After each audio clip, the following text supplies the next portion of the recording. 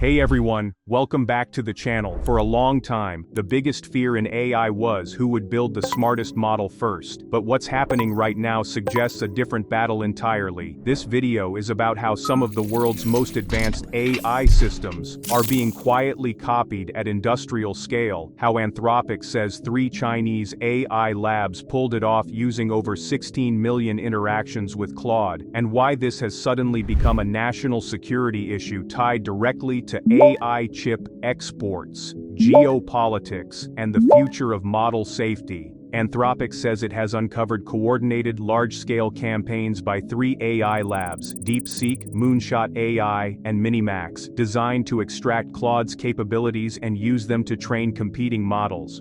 According to Anthropic, these weren't experiments or edge cases, they were sustained operations involving roughly 24,000 fraudulent accounts that together generated more than 16 million exchanges with Claude, all in violation of Anthropic's terms of service and regional access restrictions. The technique at the center of this is something called distillation. In machine learning, distillation is completely legitimate when used internally. Frontier labs regularly distill their own large models into smaller, cheaper versions that customers can actually run. Google, OpenAI, and Anthropic all do this. The problem is when distillation is used to extract capabilities from someone else's model without permission. Instead of spending billions on compute and research, a competitor can probe an existing frontier model, collect massive volumes of outputs, and train a new system that inherits many of the same behaviors at a fraction of the cost and time. Anthropic says that's exactly what happened here, and that these campaigns are growing in intensity and sophistication. The company described the window to act as narrow, warning that the threat extends beyond any single firm or region and will require coordinated responses from industry, cloud providers, and policymakers. The stakes go beyond commercial competition. Anthropic argues that models trained through illicit distillation are unlikely to retain the safety guardrails that US labs intentionally build in. Claude and similar models are designed to refuse requests related to bioweapons, malicious cyber activity, and other dangerous use cases. If those capabilities are extracted and retrained without safeguards, the resulting models can be deployed with far fewer restrictions. Anthropic explicitly warns that foreign labs could feed these unprotected capabilities into military, intelligence, and surveillance systems, enabling offensive cyber operations, disinformation campaigns, and mass surveillance.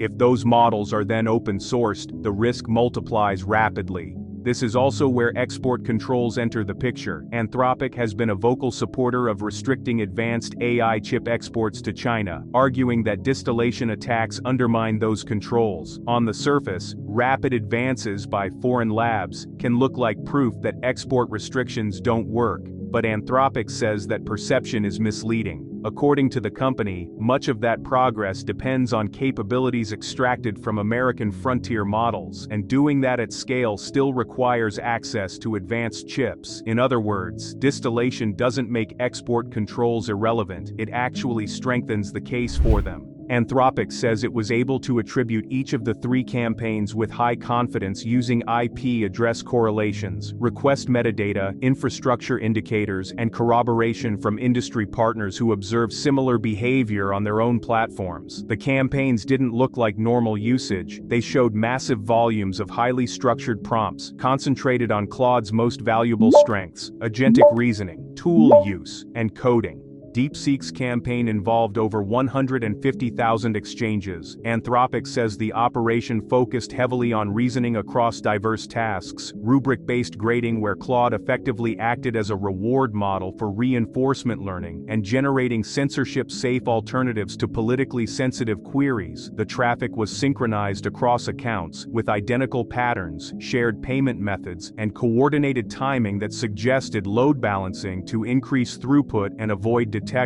One of the more striking techniques involved prompts that asked Claude to imagine and articulate its internal reasoning step by step after completing a response. This effectively generated large volumes of chain-of-thought-style training data. Anthropic also observed Claude being used to generate responses that avoided sensitive topics like dissidence, party leadership, and authoritarianism, likely to train DeepSeek's own models to steer conversations away from censored areas. By examining metadata, Anthropic says it was able to trace some of these accounts accounts back to specific researchers at the lab. Moonshot AI's operation was much larger, with more than 3.4 million exchanges. The campaign targeted agentic reasoning, tool use, coding, data analysis, computer use agent development, and computer vision. Moonshot allegedly used hundreds of fraudulent accounts across multiple access pathways, making the activity harder to detect as a single coordinated effort. Anthropic says attribution came through request metadata that matched public profiles of senior Moonshot staff. In a later phase, Moonshot shifted tactics and began attempting to extract and reconstruct Claude's reasoning traces more directly. Minimax ran the largest campaign by volume, generating over 13 million exchanges. The focus here was agentic coding and tool orchestration. Anthropic says it detected the Minimax campaign while it was still active before the lab released the model it was training. That gave Anthropic what it described as unprecedented visibility into the full life cycle of a distillation attack, from data generation through to model launch. When Anthropic released a new Claude model during the campaign, Minimax allegedly pivoted within 24 hours, redirecting nearly half its traffic to extract capabilities from the updated system. Anthropic does not offer commercial access to Claude in China or to subsidiaries of Chinese companies operating abroad, citing national security concerns. To get around this, the labs allegedly relied on commercial proxy services that resell access to Claude and other frontier models. These services use what Anthropic calls Hydra cluster architectures, large distributed networks of fraudulent accounts that spread traffic across Anthropic's API and third-party cloud platforms.